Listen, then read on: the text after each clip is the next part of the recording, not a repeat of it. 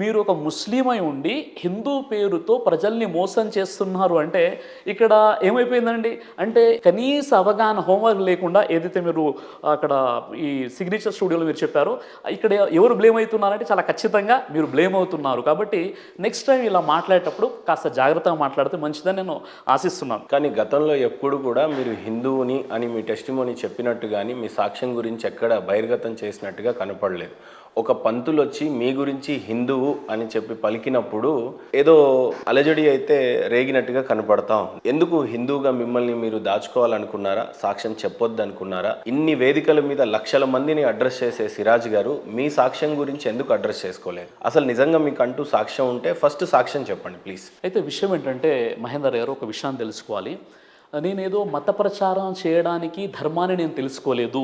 నేను ఒక భక్తునిగా నా నిజదైవాన్ని తెలుసుకున్నాను. నేను ఒక మోటివేషనల్ స్పీకర్గా ఇస్లాంపై ఉన్నటువంటి అపోహలను తొలగించడం, పూర్తి మానవులంతా కూడా ఒకే జంట సంతానం, పరస్పరం సోదరులని, నేనంటే మత సామరస్యం, జాతీయ సమైక్యత, విశ్వ మానవ సౌభ్రాతృత్వ భావనలు పెంపొందించడానికి నేను ప్రయత్నం చేస్తున్నాను. నేను ఒక మోటివేషనల్ స్పీకర్ కూడా. నేను ఎక్కడ కూడా మత ప్రచారకుడిగా నేను అవతారం ఎత్తలేదు. కాబట్టి నాకు ఎప్పుడు అవసరం ఏర్పడలేదు నా సాక్ష్యం పబ్లిక్ చెప్పేసి నేను ముందు హిందూగా ఉండేవాడిని ఇప్పుడు ఇస్లాంలోకి వచ్చేసానని చెప్పేటువంటి అవసరం నాకు ఏర్పడలేదు. కాబట్టి ఎప్పుడు నేను చెప్పలేదు. కానీ ఈరోజు అపోహ కొంత క్రియేట్ అయింది. మీకు ఒక మంచి ఇమేజ్ ఉన్న నేపథ్యంలో హిందువుగా ఉన్న మీరు క్రిస్టియన్గా మారుతారు అంటే ఒక ప్రాబ్లం అయితే, ఇస్లామిక్లోకి మారుతారు అనేది ఇంకో ప్రాబ్లం అయితే, క్రిస్టియాన్ని కాకుండా హిందూయిజాన్ని కాకుండా కేవలం ఇస్లామిక్ని పుచ్చుకున్నారు. కాబట్టి అంత ఏముంది, ఏం అట్రాక్ట్ చేసి మిమ్మల్ని? అంత గొప్ప సాక్ష్యం ఉండాలి కదా మీకు అనేది ఉద్దేశం. చాలా మంచి ప్రశ్న అడిగారండి మహేందర్ గారు. మీరు చెప్పే విషయం ఏంటంటే, అవునండి, ఇప్పుడు మీరు ఒక హిందువు నుండి ఇస్లాం ధర్మాన్ని ఎందుకు స్వీకరించారు? ఒక ముస్లింగా క్రిస్టియన్గా కావాల్సి ఉండే కదా, లేదా మీరు ముస్లింగా ఎందుకు వచ్చారు? దాని వెనుక ఉన్నటువంటి అంత గొప్ప సాక్ష్యం ఏంటి? హిందుత్వంలోనే వేద పండితులు అవ్వాల్సింది, లేకపోతే ఇంకా ఎక్కువగా అధ్యయనం చేసి దాంట్లో ఉన్న ఒక డివైన్ సిచ్యువేషన్కి కూడా చేరుకోవాలి అనేది ఉండాల్సిందే మీకు. కానీ కేవలం ఇస్లామిక్ పట్లనే ఎందుకు ఆకర్షణకి లోనయ్యారు మీరు అని అంటే? మీరు మంచి క్వశ్చన్ అడిగారండి. ఇక్కడ తెలుసుకోవాల్సిన విషయం ఏంటంటే, ఇది మన భారతదేశం, భారత రాజ్యాంగం ఆర్టికల్ 25లో కూడా మనకు ఒక అనుమతి ఇవ్వడం జరిగింది. మీకు నచ్చిన మతాన్ని స్వీకరించవచ్చు, దాన్ని ప్రచారం చేసుకోవచ్చు. భారత రాజ్యాంగం వెలుగులోనే నేను ఉన్నాను, మొదటి విషయం. రెండో విషయం ఏంటంటే, నేను చిన్నప్పటి నుండి కూడా ధార్మికంగా, ఆధ్యాత్మికంగా ఎక్కువగా ఆసక్తి కలిగినటువంటి వ్యక్తిని అనమాట. నేను రీసెర్చ్ చేశాను, పరిశీలన మరియు పరిశోధన చేయడం ప్రారంభించాను అనమాట. పరిశీలన చేసినప్పుడు నాకు కొన్ని విషయాలు ముందుకు వచ్చాయి. అదేంటంటే, నేను ఎందుకు ఇస్లాం ధర్మాన్ని స్వీకరించాను అన్న విషయాన్ని తెలుసుకోవడానికి నేను ఈ విషయాన్ని నా సాక్ష్యం చెప్తున్నానండి. ఆ సాక్ష్యం ఏంటంటే, ముందుగా వేదాల ప్రకారంగా దేవుడు ఒక్కడే అని అనేక ఆధారాలు ఉన్నాయి. దేవ ఏకహ ఏకం ఏవద్వితీయం, ఆయన ఒక్కడున్నాడు, అద్వితీయుడు కాడు అని చెప్పేసి బైబిల్లో కూడా దేవుడు ఒక్కడైనా ఉంది, ఖురాన్లో కూడా దేవుడు ఒక్కడైనా ఉంది. మరి దేవుడు ఒక్కడే అన్నప్పుడు ఆ ఒక్క దైవాన్ని ఎందుకు ఆరాధించట్లేదు? నిజంగా ఆ ఒక్క దైవాన్ని ఆరాధించేటటువంటి మతము, ధర్మము ఏదైనా ఉందా, ఎవరైనా ఉన్నారని నేను ఏం చేశానంటే, ఎప్పుడైతే గుడికి వెళ్ళానో గుళ్ళో విగ్రహాలు ఉన్నాయి, ఏకదైవ ఆరాధన జరగట్లేదు, బహుదైవోపాసన జరుగుతుంది. అలాగే ఎప్పుడైతే నేను చర్చ్కి వెళ్ళానో అక్కడ యేసుక్రీస్తు యొక్క బొమ్మ కనిపిస్తుంది, సిలువ బొమ్మ కనిపిస్తుంది, అక్కడ కూడా బహుదైవోపాసన కనిపిస్తుంది. కొంతమంది మరియంని పూజిస్తున్నారు. అలాగే ఎప్పుడైతే నేను దర్గాకి వెళ్ళిపోయానో దర్గాలో కూడా ఎవరో చనిపోయినటువంటి ఒక సమాధి యొక్క పూజ జరుగుతుంది. అంటే ఇక్కడ ఎప్పుడైతే నాకు వచ్చినటువంటి సందేహం ఏదైతే ఉందో, నన్ను పుట్టించినటువంటి దేవుడు ఒక్కడే ఉన్నప్పుడు ఆ ఒక్క దైవాన్ని ప్రజలు ఎందుకు ఆరాధించడం లేదు, మళ్ళీ ఆరాధించేవారు ఎవరు ఉన్నారని ఎప్పుడైతే నాకు సందేహం కలిగిందో, నేను ఎప్పుడైతే టెంపుల్కి వెళ్ళానో అక్కడ విగ్రహారాధన జరుగుతుంది, ఎప్పుడైతే చర్చ్కి వెళ్ళానో అక్కడ కూడా ప్రతిమల ఆరాధన జరుగుతుంది. అక్కడ కూడా ఒక విధంగా బహుదైవోపాసన, యేసుని, మరియమ్మని, సిలువని ఆ బొమ్మలు పెట్టుకున్నారు. అలానే నేను ఎప్పుడైతే దర్గాకి వెళ్ళిపోయానో అక్కడ కూడా సమాధులను ఆరాధిస్తున్నారు. ఇదే ఆలోచన, ఇదే నాకున్నటువంటి సందేహంతో ఎప్పుడైతే నేను మస్జిద్కి వెళ్ళానో ఆ మస్జిద్లో ఎలాంటి విగ్రహం లేదు, ఎలాంటి ఆకారం లేదు, ఎలాంటి చిత్రపటం లేదు, ఒకే సృష్టికర్త అయినటువంటి దైవాన్ని మాత్రమే వారు ఆరాధిస్తున్నారు. అప్పుడు నేను అనుకున్నాను, నిజంగా చెప్పాలి అంటే వేదాల ప్రకారంగా, బైబిల్ ప్రకారంగా, ఖురాన్ ప్రకారంగా పుట్టించినటువంటి దైవాన్ని ఆరాధించేటటువంటి వ్యక్తులు ఎవరైనా ఉన్నారు అంటే ఈ మస్జిద్లో ఆరాధించేవారే. కాబట్టి నేను ఆ మస్జిద్తో కనెక్ట్ అయిపోయాను. కానీ నాకెవరు కూడా మెయిన్ ఏంటంటే, ఇస్లాం సందేశం ఎవరు ఇవ్వలేదండి. చెప్పలేదండి నాకు. ఎవరు నన్ను కన్వర్ట్ అవ్వండి అని చెప్పలేదు. ఇప్పుడు కూడా నేను కన్వర్ట్ అవ్వలేదు, నేను రివర్ట్ అయ్యాను. అంటే సనాతన ధర్మం, ఏ ధర్మం అయితే వేదాలలో బోధించడం జరిగిందో, ఏ ధర్మం అయితే బైబిల్లో బోధించడం జరిగిందో, ఏ ధర్మం అయితే ప్రవక్త ముహమ్మద్ సల్లల్లాహు అలైహి వసల్లం వారికి ఖురాన్ రూపంలో ఇవ్వడం జరిగిందో, ఆ ధర్మాన్ని నేను తెలుసుకున్నాను. అంటే ఇక నేను రివర్ట్ అయిన తర్వాత నేను కన్వర్ట్ అవ్వలేదు. మరో విషయం ఏంటంటే ముస్లిం చాలామంది ఫ్రెండ్స్ ఉన్నారు, కానీ ఏ ముస్లిం నాకు ఇస్లాం గురించి చెప్పలేదు, ఏ మసీద్ వాళ్ళు కూడా నాకు ఇస్లాం గురించి చెప్పలేదు, ఎవరు కూడా నన్ను కన్వర్ట్ అవ్వండి అని చెప్పలేదు. స్వచ్ఛందంగా నాలో వచ్చినటువంటి కొన్ని ప్రశ్నలకు జవాబుగా నేను ఇస్లాం ధర్మానికి ఆకర్షిత అవ్వడం జరిగిందనమాట. సో ప్రధానంగా చెప్పడానికి సాక్ష్యం ఏముంది అని అంటే, మీ దగ్గర వేదాలలో చెప్పినటువంటి దేవుడు ఒక్కడే ఉన్నాడని చెప్పాడు, బైబిల్లో కూడా అదే చెప్పారు, ఖురాన్లో అదే చెప్పారు. కాకపోతే అక్కడ విగ్రహారాధన జరుగుతుంది, ఇక్కడ ఫోటోలు సిలువలు ఉన్నాయి, ఇక్కడ దేవుడు అనేవాడు నాకు కనిపించలేదు మసీద్లో. కరెక్ట్గా ఏ రకంగా అయితే నేను అనుకున్నానో దేవుడిని అదే రకంగా ఆరాధన జరుగుతుంది, కాబట్టి నేను మతం మారాను అని అంటున్నారు. అంతేగాని లేఖనాలలో కానీ ఏదైనా అధ్యయనాల్లో కానీ ఎక్కడైనా మిమ్మల్ని బాగా అట్రాక్ట్ చేసి మీ సాక్ష్యాన్ని చాలా ప్రాపర్గా లాంచ్ చేయాలి అని అంటే మీరేం చెప్తారు? సరే, ఇప్పుడు నేను మళ్ళీ అదే చెప్తున్నాను, నేను ఇక్కడ మత మార్పిడి చేసుకోలేదు. నేను సనాతన ధర్మంలోనే ఉన్నాను. ఏ ధర్మం అయితే వేదాల ప్రకారంగా, ఏ ధర్మం అయితే బైబిల్ ప్రకారంగా, ఏ ధర్మం అయితే ఖురాన్ ప్రకారంగా, అంటే ఏ దేవుడైతే ఆది నుండి కూడా ప్రవక్తలకు ఇస్తున్నటువంటి ధర్మం ఉందో ఆ ధర్మాన్ని నేను తెలుసుకున్నాను. అంటే నేను రివర్ట్ అయ్యాను తర్వాత తప్ప నేను కన్వర్ట్ అవ్వలేదు. సో మీ సాక్ష్యం కేవలము విగ్రహారాలను చూశాను ఇక్కడ చూడలేదు అనేదే సాక్ష్యమా? కరెక్ట్గా ఏమైనా మర్చిపోతున్నారా? ఒకసారి క్రాస్ చెక్ చేసుకోండి. సరే, ఇప్పుడు ఇస్లాం ధర్మాన్ని మీరు ఎందుకు యాక్సెప్ట్ చేస్తారంటే 1,00,000 కారణాలు ఉండవచ్చు. అందులో ప్రధానమైనటువంటి ఒక కారణం చెప్పాను. ఇస్లాం ధర్మంలో ముఖ్యంగా నేను ప్రారంభంలో నేను చూసిన విషయం ఏంటంటే, ఇక్కడ ఇస్లాం ధర్మంలో రాజు అయినా, రైతు అయినా, ధనవంతుడైనా, పేదవాడైనా ఒకే వరుసలో నిలబడి నమాజ్ చదువుతాడు. ఎలాంటి తారతమ్యాలు ఉండవు. అదేవిధంగా ఒకే కంచంలో అందరూ కూర్చొని భోజనం చేస్తారు. మస్జిద్లో నమాజ్ చదివేటప్పుడు అందరూ కూడా భుజానికి భుజం, పాదానికి పాదం కలిపి మస్జిద్లో నిలబడి నమాజ్ చదువుకుంటారు. అక్కడ కూడా ఎలాంటి వ్యత్యాసం అనేది మీకు కనబడదు. ఎలాంటి కులాలు, ఎలాంటి అక్కడ తారతమ్యాలు, విభేదాలు, భేదాలు అనేవి ఇస్లాంలో ఎక్కడ కూడా కనిపించవు అనమాట. మానవులంతా సమానమే. తర్వాత నమాజ్ చేసేటువంటి విధానం ఏదైతే ఉందో చాలా అద్భుతమైనటువంటి విధానం. మనల్ని పుట్టించినటువంటి దైవాన్ని రోజుకు 5 పూటల ఆరాధించేటటువంటి విధానం, ఇవన్నీ కూడా చాలా అద్భుతమైనటువంటి విధానాలు ఇక్కడ మనకు ఇస్లాం ధర్మంలో కనిపిస్తున్నాయి. శ్రీరామరాజు అని మీ ఒరిజినల్ పేరు, ఇప్పుడు సిరాజ్గా మారారు అని అనుకుందాం. మీ అమ్మ నాన్నల పేరు ఏంటప్పుడు? సార్, మా నాన్న పేరు శ్రీరామాంజనేయులు, మా అమ్మ పేరు చంద్రకళ. వాళ్ళు ఇప్పుడు కూడా వాళ్ళు ఫాలో అవుతున్నారు. నేను తెలుసుకున్నటువంటి ధర్మాన్ని నేను ఫాలో అవుతున్నాను. కాబట్టి ఇప్పుడు నా ఫ్రెండ్స్ ఎవరైతే ఉన్నారో, మా మదర్ ఎవరైతే ఉన్నారో అందరు కూడా నన్ను రాజు అని పిలుస్తారు. నేను పలుకుతాను. సరే, బాహ్య ప్రపంచానికి ఏమున్నా మీ ప్రొఫెషనల్ ప్రపంచానికి వచ్చేసరికి మీకంటూ కొన్ని ఐడి ప్రూఫ్లు కేటాయించబడతాయి. సో మీరు ఏ మతాన్ని సూచిస్తూ మీ సర్టిఫికెట్స్ని తయారు చేస్తున్నారు? ఇస్లాంలో మీ పేరు సిరాజ్ ఉంటే మరి అమ్మ నాన్నల పేరు అదే ఉంచారా, మార్చారా? అదే పేర్లు ఉన్నాయండి. ఖచ్చితంగా యాక్సెప్ట్ చేస్తారా? అలా ఎక్కడైనా ఎక్కడ ఆపలేదా? ఏదైనా వీసా దగ్గర, ఫ్లైట్ టికెట్స్ దగ్గర అలా మీకు పేర్లు అలాంటి ప్రాబ్లం ఏం లేదు. ఓకే, అవే పేర్లు ఉన్నాయి. సో ఇప్పటికీ వాళ్ళు అదే ఉన్నారు కాబట్టి మీరు ఎప్పుడేమో ఇస్లాంని స్వీకరించారు. కాసేపు అంతే అనుకుందాం, మీరు సనాతన ధర్మం అనండి, నేను ఇస్లామీ అని అంటాను. సో ఇప్పుడు అమ్మ నాన్నలు అనేది హిందూగానే ఉన్నారు ఇంకా స్టిల్. సో వాళ్ళు నరకానికి వెళ్తారు కదండి. మరి వాళ్ళు ఏకదేవ ఆరాధన అంటే ఇప్పుడు మా మదర్ అయినా ఫాదర్ అయినా ఏకదేవ ఆరాధన, పుట్టించినటువంటి దైవాన్ని వాళ్ళు ఆరాధిస్తున్నారు. ఏకదేవ ఆరాధన చేస్తున్నారు వాళ్ళు. అంటే ఇంకా మీ అమ్మనాన్నలు మీ దృష్టిలో విగ్రహారాధన చేస్తున్నారు, కానీ మీ దృష్టిలో వాళ్ళు ఖచ్చితంగా నరకానికి వెళ్తారు అని తెలిసి కూడా మీరు ఏ రకంగా మనోవేదన ఉంటుంది కదా, కంపల్సరీ నా తల్లిదండ్రులు పోతారు.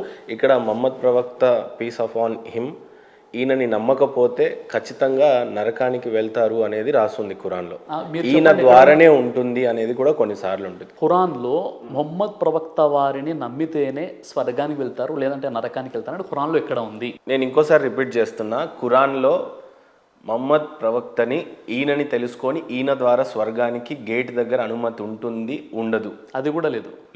రెండు లేవు. మీరు చెప్పిన నేను మళ్ళీ ఇంకోసారి అడుగుతున్నాను సార్, మీరు 10 సార్లు అడిగినా లేవు. మహమ్మద్ ప్రవక్త గారిని నమ్మి ఆయనను తెలుసుకొని ఆయన చెప్పినటువంటి బోధలను తెలుసుకొని అక్కడ గేట్ ఉంటుంది కదా, స్వర్గం యొక్క గేటు, నరకం యొక్క గేట్ దగ్గర ఈయనను నమ్మి ఈయనను తెలుసుకుంటే కానీ నరకానికి కానీ స్వర్గానికి కానీ అలా లేదండి. అలా ఏం లేదు. ఖురాన్ లేదు అలా. ఓకే, ఏం చేస్తే స్వర్గ నరకాలకి దారులు ఉన్నాయని ఖురాన్ చెప్తా ఉంది? ఖురాన్లో సూరే బహరా సూరా నంబర్ 2 ఆయత్ నంబర్ 62లో చాలా స్పష్టంగా ఉంది. ఏమని రాసి? ఎవరైతే అల్లాను అంతిమ దినాన్ని విశ్వసించి మంచి పనులు చేస్తారో వారికి భయము కానీ విషాదం కానీ కలిగేటటువంటి అవకాశాలు లేవు, వారు స్వర్గానికి వెళ్తారు. చాలా స్పష్టంగా ఉంది. అంటే అల్లా అన్నది అరబీ పదం అండి. అల్లా అన్న పదాన్ని మనం తెలుగులో చెప్పాలంటే దేవుడు. ఎవరైతే దేవుణ్ణి జడ్జ్మెంట్ డేని నమ్ముతారో, మంచి పనులు చేస్తారో వారు స్వర్గానికి వెళ్ళిపోతారు. సార్ అసలు నాకు ఒక డౌట్ ఏంటంటే, దేవుడు ఉన్నాడు కరెక్ట్, ఒకరే దేవుడు ఉండాలి అనేది మీ సిద్ధాంతం. ఆ దేవుడి పేరు ఏంటి సార్? దేవుడు పేరు ఏంటంటే అరబ్బీలో అల్లా అంటారండి. ఓకే. ఇప్పుడు ఉదాహరణకి నేను అంటున్నాను, మీరు అన్నారు దేవుణ్ణి నమ్ముకోండి అని మిమ్మల్ని అన్నాను అనుకోండి, మీరు ఏమంటారు వెంటనే? ఏమంటారు? దేవుణ్ణి నమ్ముకోండి అంటే ఏమంటారు? ఏ దేవుడిని నమ్ముకోవాలి అని అంటారు. దేవుడు అన్న పదమే సరైనదైతే ఏ దేవుడు అన్న ఆలోచన మీకు ఎందుకు వస్తుంది? అవునా కదా? ఓకే. దేవుడు అంటే గాడ్, గాడ్స్, గాడెస్, అవునా కదండి? తర్వాత మీరు ముందు గాడ్ ఫాదర్, గాడ్ మదర్, ఇలా ఏంటంటే బహువచనము ఏకవచనం నుండి అది ఏంటంటే మళ్ళీ బహువచనము, స్త్రీలింగము, ఇలా మొత్తం మార్పు చెరుపులో గురైపోయింది. అదేవిధంగా మీరు అల్లా అన్న పదం ఎక్కడైతే చెప్తారో అల్లాలు అన్న పదం ఉండదు అక్కడ. అంటే అల్లా అంటే సృష్టికర్త అండి. అల్లా అంటే అల్లా అంటే అరబిక్ లో దేవుడిని అల్లా అని అంటారు అరబిక్ లో. తెలుగులో ఏమనాలి మరి అప్పుడు? అల్లాని దేవుడు అనాలి అంతే. దేవుడు సృష్టికర్త. అప్పుడు దేవుడికి పేరు అనేది ఏం లేదా? లేదండి, ఆరాధనకు అర్హుడు. అరబ్బుల్లో వాళ్ళు అల్లా, అరబ్బీలో అంటే అరబ్బు దేశంలో ఖురాన్ అవతరించింది. అల్లా అనే పదానికి అర్థము ఆరాధనకి అర్హుడు. ఆరాధనకు అర్హుడు అంటే ఆయన ఒక దేవుడు, మనం ఆరాధిస్తే ఆరాధనకి ఆయన అర్హుడుగా ఉన్నాడు. సో మనం అరబిక్లో అల్లా అని అంటున్నాం, తెలుగులో దేవుడు అంటే సరిపోతుంది. సర్వేశ్వరుడు, ఈశ్వరుడు, అల్లా ఇలా ఏం చెప్పడానికి లేదు. సర్వేశ్వరుడు అంటే సర్వనియామకుడు. అదేవిధంగా అల్లా అంటే సర్వేశ్వరుడు అని అంటే ఎవరు మీ దృష్టిలో? సర్వానికి ఈశ్వరుడు అనేది నా ఉద్దేశం. అవునండి. మీ ఉద్దేశంలో ఏంటి సర్వేశ్వరుడు? అంతే అనమాట, మీరు చెప్పిన విషయమే.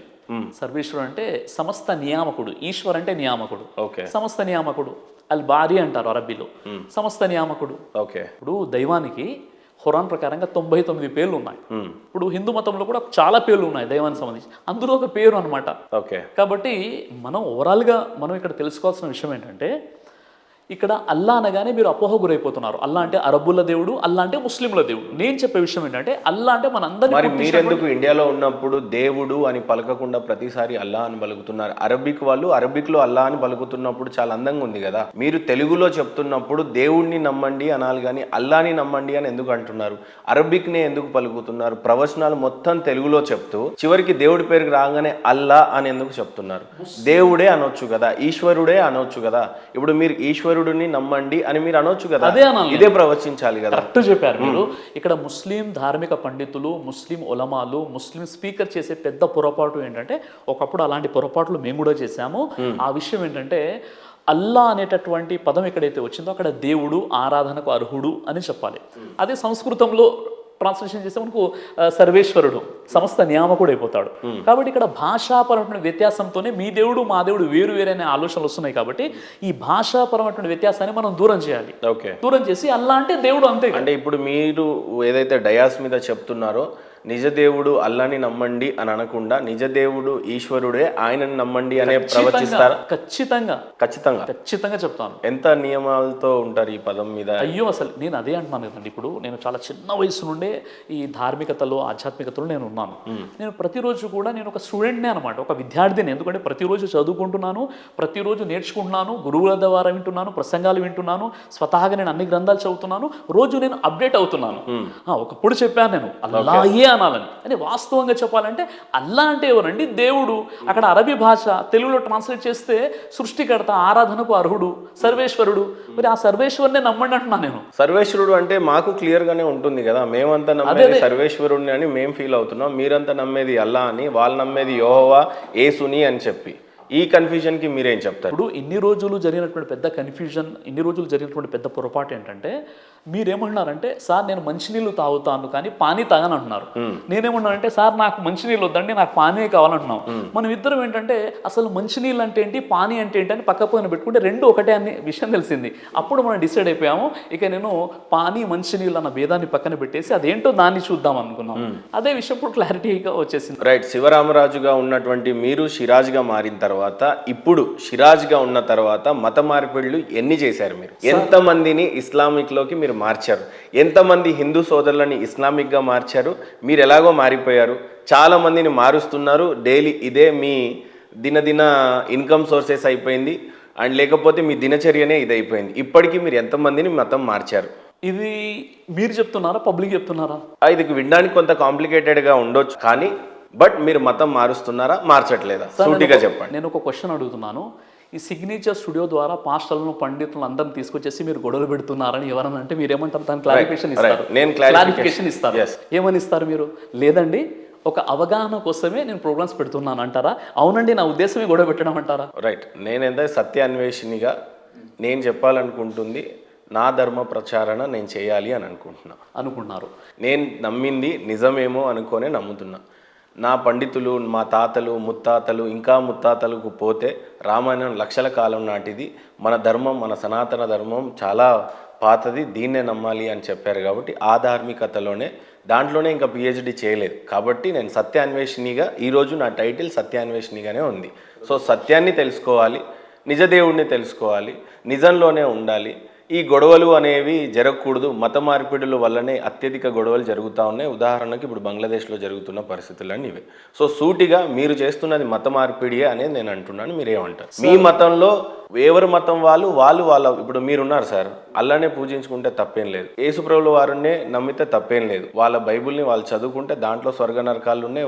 వాళ్ళ దేవుడు ఉన్నారు, మాకు మా దేవుడు ఉన్నాడు, అల్లకి అల్ల దేవుడు ఉన్నాడు. ఆ దాంట్లో కూడా స్వర్గ నరకం ఉన్నాయి. కానీ మా దేవుడునే నమ్మండి, లేకపోతే మీరు నరకానికి వెళ్తారు అనేది బ్లాక్ మెయిల్ అంటున్నాను నేను. దీనివల్లనే మత కలహాలు జరుగుతున్నాయి అని అంటున్నాను. మత కలహాలు జరగొద్దు అని అంటే ఏ వర్గం, ఏ వర్ణం, ఏ జాతికి ఆ జాతి హ్యాపీగా ఉంటే మంచిది అనేది నా ఉద్దేశం అని అంటాను. అందుకని సూటిగా అడుగుతున్నాను. మీరు మత ప్రచారం చేస్తున్నారు, మత మార్పిడి చేస్తున్నారు సిరాజ్ గారు అనేది నా ప్రధానమైన ఆరోపణ. అంటే మీరేం చెప్తారు? మహేందర్ గారు, ఏదైతే మీ ప్రశ్న మీరు అడిగారో, మీరు అడగడం మీ యొక్క హక్కు, చెప్పడం నా యొక్క బాధ్యత. విషయం ఏంటంటే, ఒకవేళ మత మార్పిడి అనేటటువంటి కాన్సెప్ట్ ఏదైతే ఉందో అది ఉన్నట్లయితే నేను శ్రీరామరాజు తర్వాత సిరాజు రహమాన్ అని నేనే 100 వీడియోస్ చేసేవాడిని. నేను ముందు చేశానంటే చేయలేదు. మొదటి విషయం, నేను ఒక అన్వేషణ చేసిన తర్వాత, అన్ని గ్రంథాల పరిశీలన మరియు పరిశోధన చేసిన తర్వాత ఒకే ఒక సృష్టికర్త ఉన్నాడు, ఆ ఒక్క దైవాన్నే ఆరాధించాలన్న ఆలోచనతో నేను ఈ ధర్మాన్ని ఫాలో అవుతున్నాను. ఇది మొదటి విషయం. ఇది నా వ్యక్తిగతానికి సంబంధించిన విషయం, నేను ఫాలో అవుతున్నాను. ఇక మత మార్పిడి అన్న విషయానికి ఇస్లామే మనకు అనుమతించదు. ఖురాన్లో 2వ అధ్యాయం 256లో ఏముందంటే, లా ఇక్రాహ ఫిద్దీన్, ధర్మం విషయంలో ఎలాంటి బలవంతం కానీ బలత్కారం కానీ ఏదీ లేదు అని ఉంది. ఇక్కడే ఉంటే నేను మీకు ఒక వచనం చెప్తాను, దాన్ని మీరు చదివి చెప్పండి. ఎందుకంటే నేను మీ అంత ఇది కాదు, దీని మీదనే అన్వేషణ కాబట్టి. ఇప్పుడు ఈ మీరు అడిగిన క్వశ్చన్ కంప్లీట్ అయిపోతే మళ్ళీ మీరు అడగవచ్చు. డన్. మళ్ళీ ఇది అక్కడికి కట్ అవుతుందేమో అని నా ఉద్దేశం సార్, అంతే, ఇంకేం లేదు. ఖురాన్ 3వ సూరా 19వ ఆయత్ ఒక్కసారి చదువుతారా సార్? ఎక్కడి నుంచి మీకు గుర్తుంటే మీరు డైరెక్ట్గా చదవండి. ఖురాన్ 3వ సూరా 19వ ఆయత్. అవునండి, సూరే ఆల్ ఇమ్రాన్ సూరా నంబర్ 3 ఆయత్ నంబర్ 19లో అరబ్బీలో ఏముంటుందంటే, ఇన్న దీనా ఇందల్లాహిల్ ఇస్లాం. అక్కడ ట్రాన్స్లేషన్ ఏం చేశారంటే, అల్లా దృష్టిలో అసలు ధర్మం ఇస్లాం మాత్రమే అని చేశారు.